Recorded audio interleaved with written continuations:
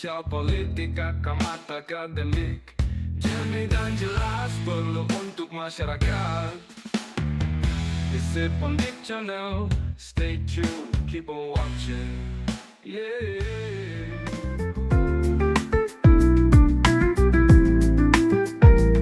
Tamu istimewa, Visip Undip hadir mewarnai ruang-ruang akademik, menginspirasi, memotivasi.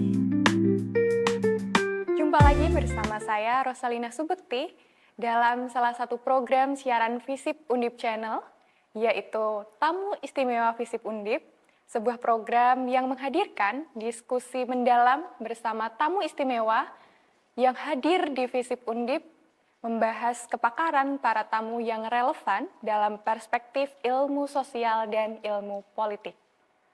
Untuk edisi kali ini telah hadir bersama kita, yaitu tamu istimewa, seorang PLT Dekan, Fakultas Ilmu Sosial dan Ilmu Politik Universitas Musamus, Dr. Eduardus E. Maturbongs, MSI. Selamat datang, Bapak. Sahabat Visip Undip Channel, pada edisi kali ini kita akan membahas tema menarik mengenai jejak karir dan pendidikan beliau di Doktor Administrasi Publik Visip Undip. Oke nih Pak, kan jauh-jauh nih Pak dari Papua Selatan. gitu. Ya.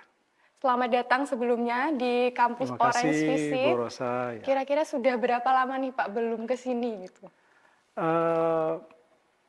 Saya dan rombongan itu terakhir ke sini bulan Mei lalu. Bulan Mei lalu kami ada penjajakan kerjasama dengan Visip Undip. Dan ya ini datang lagi.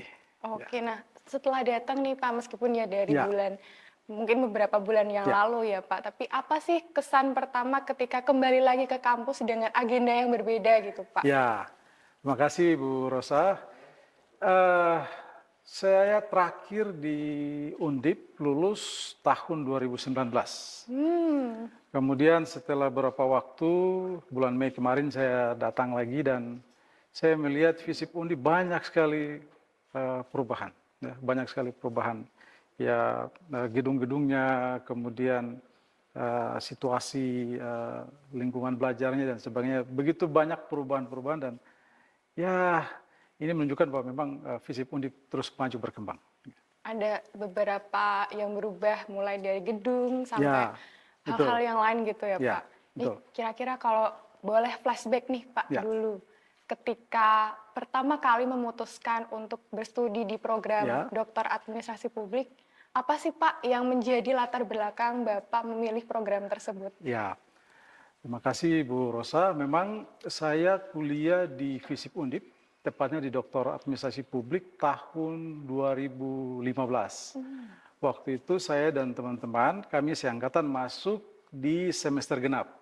Jadi tahun akademik 2014-2015 semester genap. Jadi kuliahnya mulai tahun 2015 sekitar bulan Februari kalau saya tidak salah ingat. Waktu itu memang kami kuliahnya di kampus Peleburan. Di bawah Masih di berarti bawah, ya, Pak? ya masih di Simpang 5. Dan banyak hal yang saya dapatkan waktu saya kuliah mulai awal di sini. Kenapa saya memilih Visip Undip? Saya melihat bahwa Visip Undip khusus program studi administrasi publik menjadi salah satu program studi yang punya nilai yang baik secara akreditasi, kemudian mempunyai dosen-dosen yang hebat, dan juga didukung dengan suasana lingkungan belajar yang baik, dan itu membuat saya memilih Visip Undip, tepatnya di Doktor Administrasi Publik. Oke, baik. Berarti selain dari akreditasinya tadi ya Pak, terus kondisi bahwasannya banyak sekali dosen-dosen yang memang punya keahlian di bidang administrasi publik. Nah Pak, saya pengen tahu lebih lanjut nih. Ketika dulu berstudi doktoral di sini, ada nggak Pak kira-kira kegiatan tertentu atau mungkin mata kuliah tertentu atau mungkin ada experience atau pengalaman yang berkesan sampai Pak Edo masih ingat gitu hingga hari ini? Ya, terima kasih. Saya waktu kuliah di Visip Undip, di Dokter Administrasi Publik, termasuk saya punya pengalaman yang tidak akan saya lupakan. Dulu saya sering sekali diajak oleh ketua program studi, waktu itu Prof. Sri Suwitri, Ya. itu mengikuti berbagai kegiatan. Seperti kami mengikuti kegiatan asosiasi, kemudian kegiatan-kegiatan yang dibuat oleh fakultas maupun departemen program studi, di mana saya jadi panitia. Saya senang sekali waktu itu saya ditunjuk oleh Prof. Sri Suwitri jadi panitia untuk urus sana, urus ini.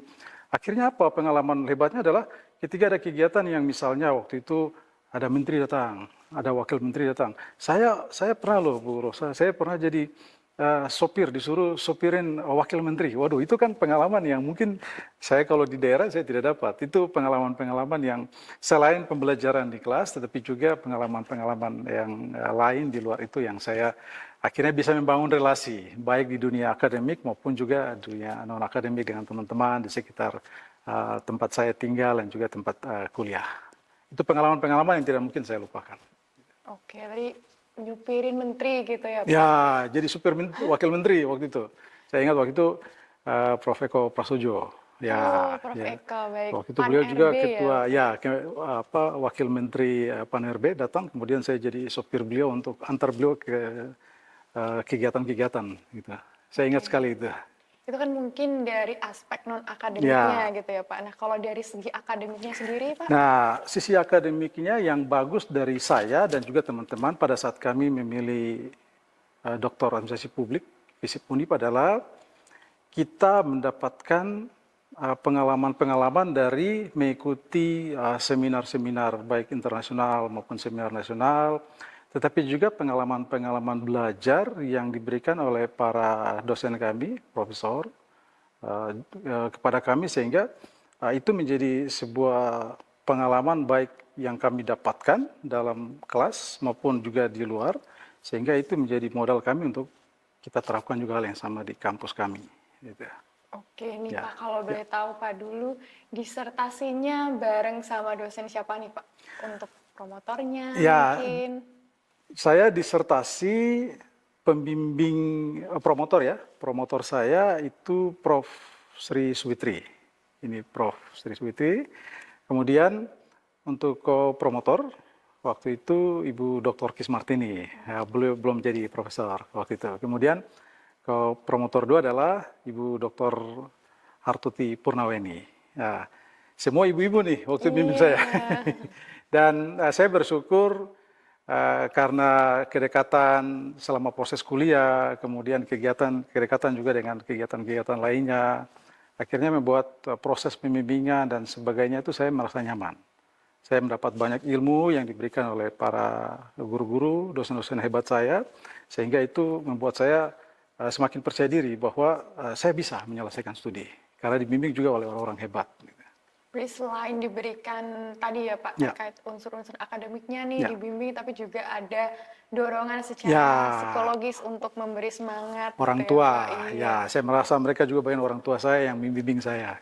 Iya, karena kan S3 ini kan pasti sulit ya Pak. Betul, gitu, dan prosesnya panjang gitu. Betul, ya. Kalau boleh tahu Pak, disertasinya dulu terkait apa tuh Pak? Disertasi saya karena memang saya basicnya memang dosen dan datang dari latar belakang S1 maupun S2 itu administrasi publik, sehingga disertasi saya itu memang mengambil tema tentang lebih pendekatannya kepada formulasi kebijakan.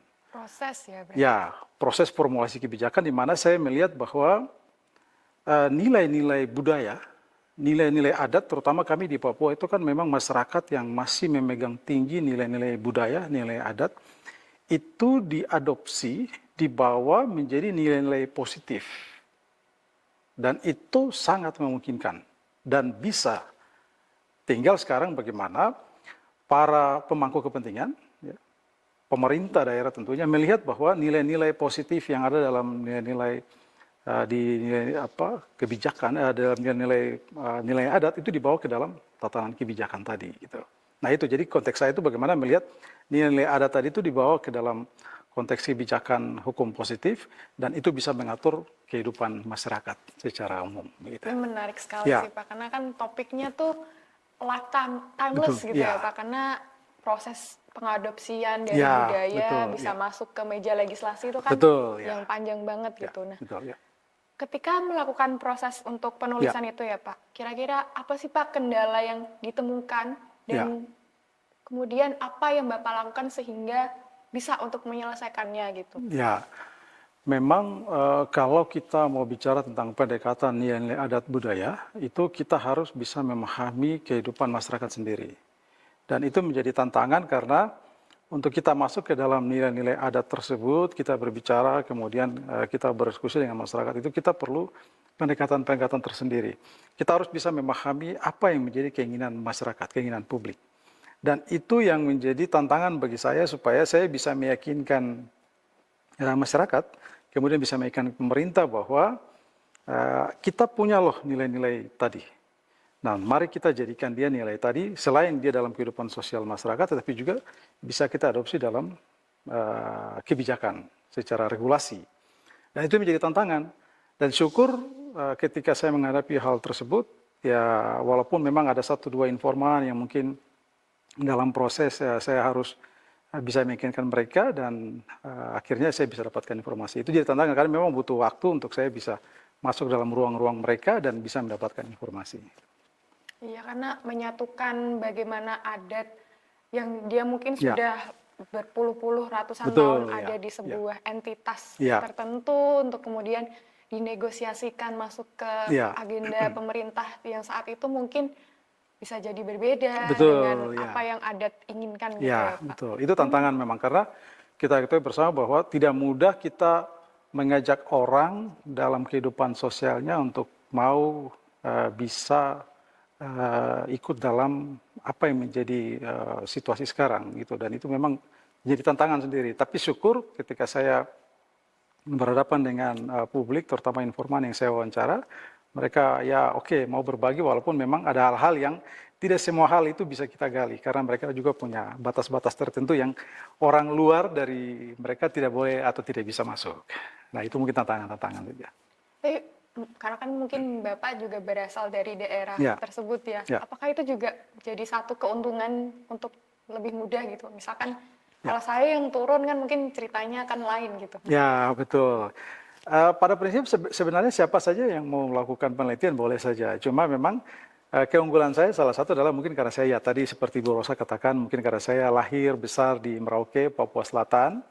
Kami di Merauke itu sekarang Provinsi Papua Selatan. Kalau dulu kami masih Provinsi Papua, tapi sekarang karena semangat daerah otonomi baru, kami sudah jadi Provinsi Papua Selatan.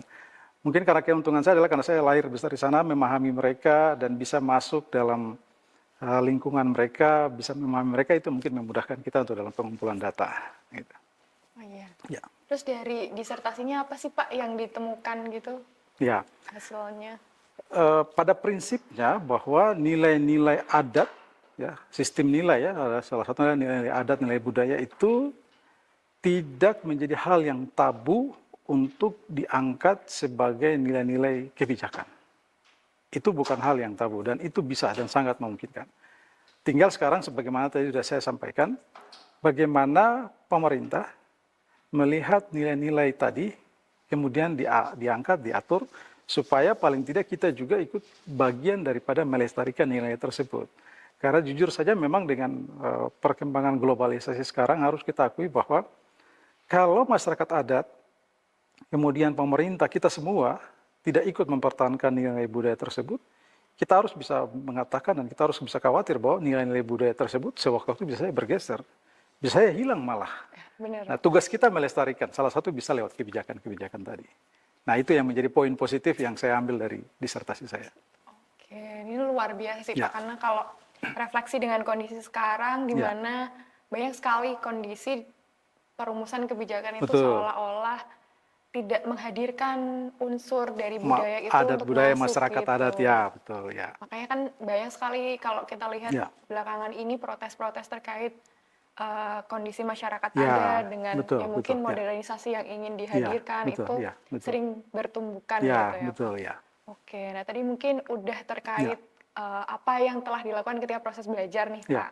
Nah, saya ingin lanjut lagi ke kondisi setelah Bapak pulang nih waktu habis belajar di Undip, terus balik lagi ke Merauke, apa saja yang sudah dilakukan?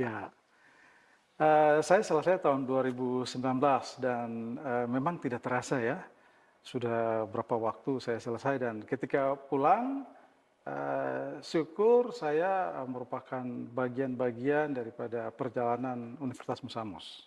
Jadi tempat saya bekerja namanya Universitas Musamus. Universitas Musamus itu diangkat atau diambil dari filosofi Musamus, semut. Jadi semut. Ya semut dia seperti mungkin saya mulai katakan dia sejenis atau sebangsa rayap. Jadi kita sebutnya musamus. Bahasa lokal setempat itu musamus adalah semut.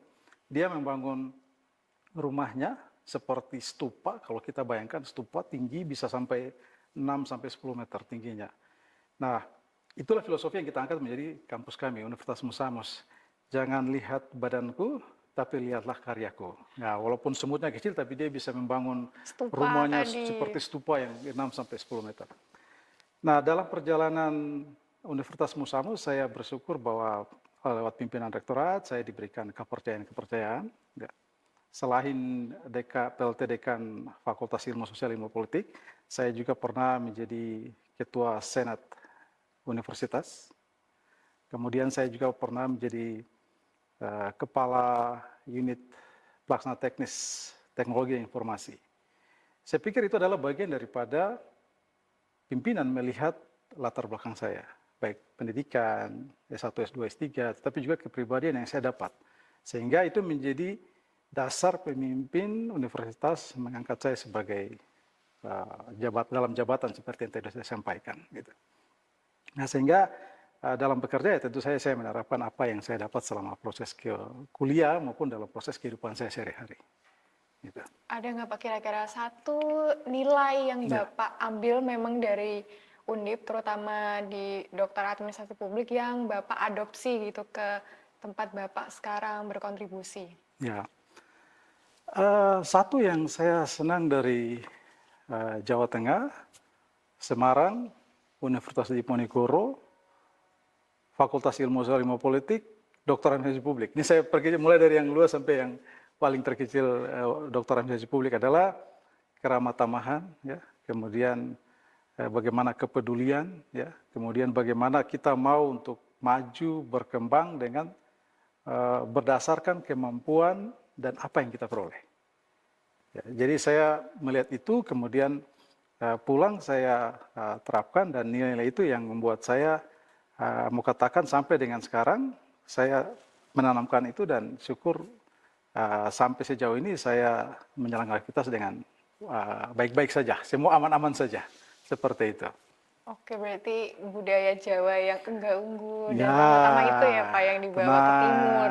Kemudian mencermati sesuatu dengan berpikir dulu, jangan tergesa-gesa, kemudian mau mendengarkan sesama, mau mendengarkan juga orang lain. Nah, mungkin nilai-nilai itu yang saya dapat selama saya proses kuliah, kemudian dengan proses kehidupan sehari-hari, dan saya laksanakan dalam kehidupan pekerjaan saya.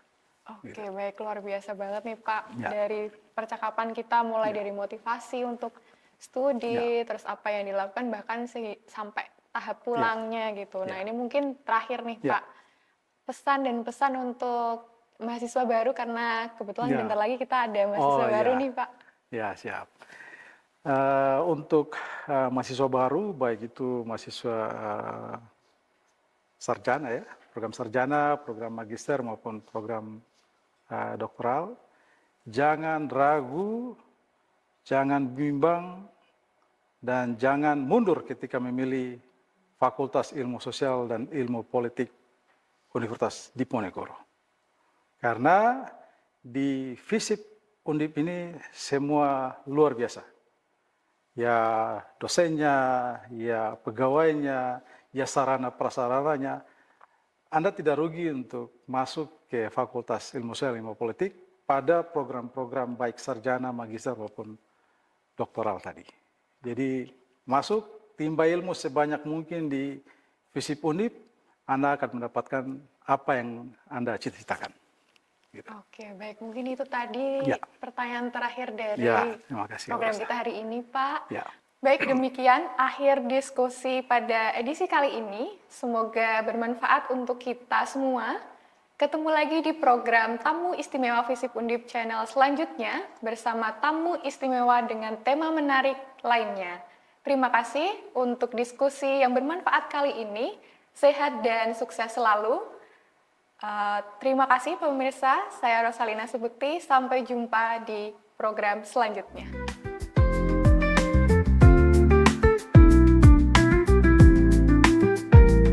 Tamu istimewa Visip Undip hadir mewarnai ruang-ruang akademik, menginspirasi, memotivasi. One minute insight, kontribusi visip untuk kemajuan dunia pengetahuan. Halo, jumpa lagi di Visip Undip Channel bersama saya Nuriati Lailiyah. Oke, hari ini media sosial membuka ruang bagi siapapun, termasuk untuk kepentingan dakwah. Dalam hal ini saya bicara tentang dakwah Islam misalkan. Media sosial berdasarkan riset saya membuka ruang bagi lebih banyak orang untuk punya akses ke panggung dakwah. Kalau dulu di masa media sosial belum hadir, ruang dakwah relatif terbatas, hanya orang-orang dengan keilmuan tertentu, dengan akses yang luar biasa bagus yang bisa mengakses TV, radio maupun panggung. Dan seringkali tidak membuka ruang yang cukup luas untuk misalkan kelompok seperti perempuan atau anak muda. Nah, dengan hadirnya media sosial kali ini kita mendapatkan situasi di mana setiap orang yang punya akses dan punya kemampuan untuk menguasai media sosial bisa menggunakan media sosial untuk apapun, termasuk untuk berdakwah. Yang itu berarti membuka ruang untuk katakanlah perempuan atau kelompok berbagai usia, siapapun dimanapun untuk bisa berdakwah melalui media sosial. Nah, sayangnya media sosial ini juga menjadi ancaman juga, atau bisa dibilang pedang bermata dua, karena di satu sisi dia membuka ruang untuk lebih banyak orang, membuka kesempatan lebih banyak, namun juga menjadikan kaburnya kepakaran, seperti yang banyak dibilang sebagai the death of expertise. Dalam hal ini kalau dulu orang bisa disebut sebagai pendakwah atau ustadz atau ustadzah atau kiai atau apa, itu berdasarkan keilmuan, berdasarkan track record yang panjang. Di era sekarang karena media sosial itu juga bisa kredibilitas atau reputasi atau citra di media sosial bisa dibangun, maka ini bukan semata-mata soal keilmuan tapi juga soal kemampuan untuk melakukan branding di media sosial. Nah, itu yang menjadi ancaman. Nah, sayangnya masyarakat kita juga di satu sisi punya kemampuan literasi digital yang baik sehingga bisa membedakan apa yang bisa dan atau tidak untuk mereka anggap sebagai nasihat atau petuah-petuah keagamaan atau ilmu-ilmu keagamaan. Namun di sisi lain juga di antara masyarakat kita juga masih ada yang tidak punya cukup awareness atau kesadaran tentang literasi digital. Yang ini menjadi bahaya karena beberapa kali ada momen-momen tertentu di Indonesia yang seringkali kita melihat bahwa selalu perdebatannya akan berputar di itu saja. Misal ketika perayaan Natal, bagaimana hukum ucapan Natal terhadap kelompok saudara-saudara kita umat Kristiani. Nah, itu akan jadi perdebatan, isu yang diperdebatkan secara rutin di media sosial. Kemudian hal yang lain misalkan, berulang-ulang orang kemudian percaya pada apa yang ingin mereka percayai. Disitulah kemudian pentingnya literasi digital untuk masyarakat kita. Demikian One Minute Insight dari saya. Terima kasih. Ketemu di periode berikutnya, di kesempatan berikutnya, Visip Undip Channel. One minute insight, kontribusi visip untuk kemajuan dunia pengetahuan. Gaya mahasiswa visip Undip, presentasi prestasi, kontribusi dalam karya nyata.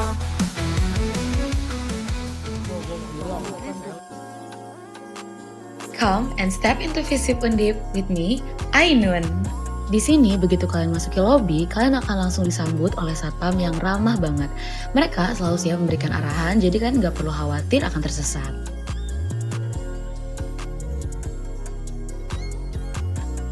Oke, sekarang kita sampai di salah satu spot favorit mahasiswa Visip. Gimana menurut kalian? Keren nggak? Eits, ini bukan sembarangan kafe dalam kampus loh. Fasilitas ini khusus untuk mahasiswa Visip, jadi nggak perlu khawatir ada keramaian dari luar. Dan tempat ini juga nyaman banget buat nugas bareng. Nggak berisik, meja-mejanya nyaman, dan suasananya bikin betah berlama-lama. Belum lagi, di sini kamu bisa pilih makanan dari Yuwondong Korean Food, Mile Cafe, dan es teh Blancon yang rasanya enak banget. Yang paling seru, harga makanan di sini terjangkau banget loh, mulai dari 3.000 sampai 25.000. Cocok banget kan buat kantong mahasiswa? Nah, di sini aku juga beli loh steamboatnya dari Yuwondong Korean Food. Walau dikata Semarang itu panas, karena sekeliling FISIP Undip itu diberi atap, jadi tetap enak deh kalau mau nongkrong di luar juga. Gak jauh dari kantin, di FISIP Undip terdapat kolam ikan.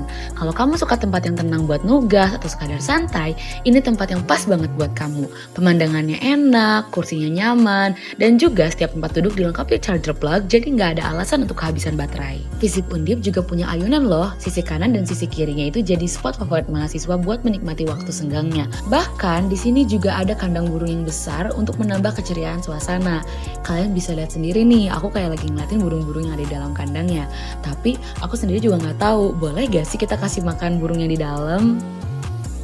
Tahukah kalian kalau kalian menyusuri jalan ini, kalian akan masuk ke salah satu fasilitas terbaik dari FISIP, yaitu co-working space yang nyaman banget buat kerja kelompok atau brainstorming ide.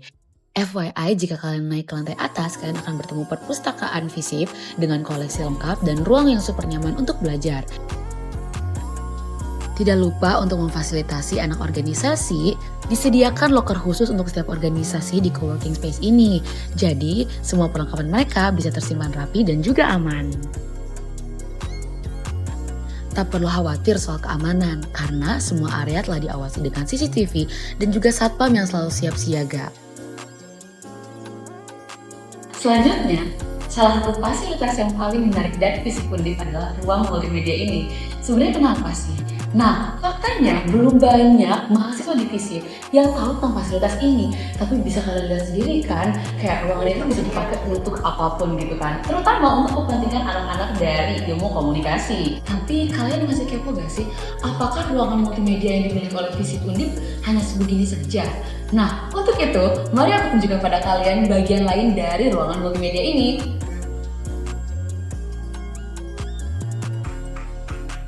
Nah, sekarang kita ada di sisi lain ruangan multimedia yang sudah kita lihat. Pasti kalian udah gak asing kan dengan ruangan ini. Banyak sekali organisasi-organisasi yang ada di FISIP itu menggunakan ruangan ini untuk kepentingan konten. Terutama untuk bincang-bincang podcast gitu kan. Dan juga untuk syuting video seperti sekarang ini. Ruangan ini memuat peralatan teknis seperti kamera, lighting, hingga green screen. Tentunya ruangan ini terbuka untuk semua mahasiswa FISIP, tapi lebih sering dimanfaatkan oleh mahasiswa ilmu komunikasi. Ngomong-ngomong tentang ilmu komunikasi, kamu nggak hanya belajar tentang public speaking loh. Ada banyak mata kuliah yang mengasah kreativitas kamu seperti psikologi komunikasi yang ngajarin kita tentang bagaimana individu terbentuk. Nah, mata kuliah ini sangat relevan dan juga sangat menarik karena meskipun terlihat teoritis, kamu akan mengerjakan banyak tugas yang aplikatif seperti membuat video, podcast, atau menulis artikel. Jadi, tunggu apa lagi? Mari bergabung dengan ilmu komunikasi dan nikmati fasilitas yang disediakan oleh FISIP Undip demi pengalaman belajar yang lebih menarik. Aku tunggu ya kalian di FISIP Undip. See ya! Gaya mahasiswa FISIP Undip, presentasi prestasi kontribusi dalam karya nyata. Gaya mahasiswa FISIP Undip, presentasi prestasi kontribusi dalam karya nyata.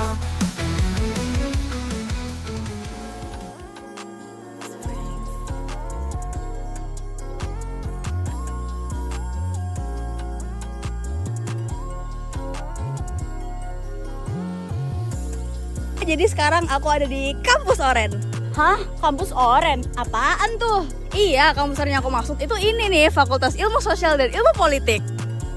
Pantesan banget terkenal. Orang semuanya serba oren.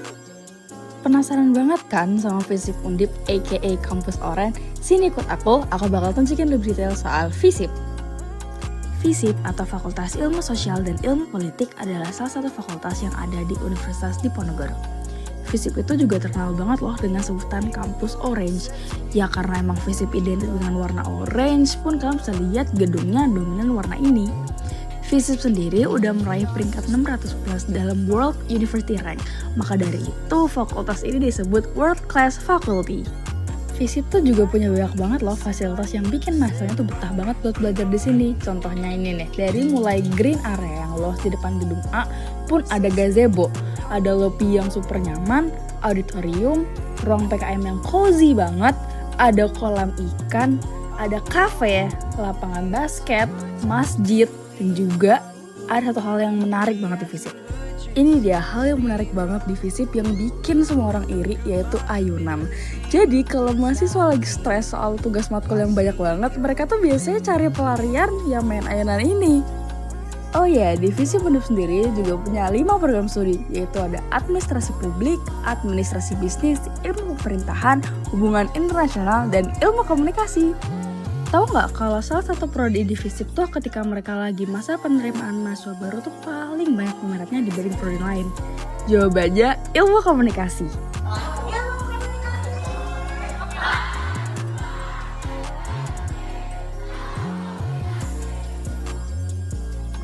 Ilmu komunikasi itu salah satu program studi yang sudah terakreditasi unggul.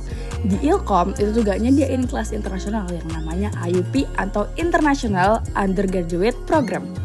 Di Ilkom sendiri itu juga punya 2 konsentrasi mata kuliah yang bisa kalian cocokkan dengan potensi diri kalian, yaitu jurnalisme dan komunikasi strategis.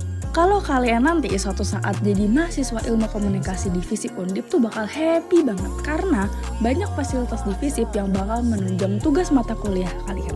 Contohnya ada lab multimedia yang cocok banget untuk belajar bikin podcast atau jadi news anchor. Prodi ilmu komunikasi juga bakal cocok banget buat kalian yang suka ngomong di depan banyak orang, suka baca jurnal, suka ngerangkum. Karena ya sebagai aku anak ilmu komunikasi ya keseharian aku kayak gitu. Tertarik banget kan buat join bareng aku di ilmu komunikasi? So, aku tunggu kalian di prodi ini biar jadi lulusan yang fun, smart, and dynamic. Salam komunikasi. Gaya mahasiswa FISIP Undip, presentasi prestasi kontribusi dalam karya nyata.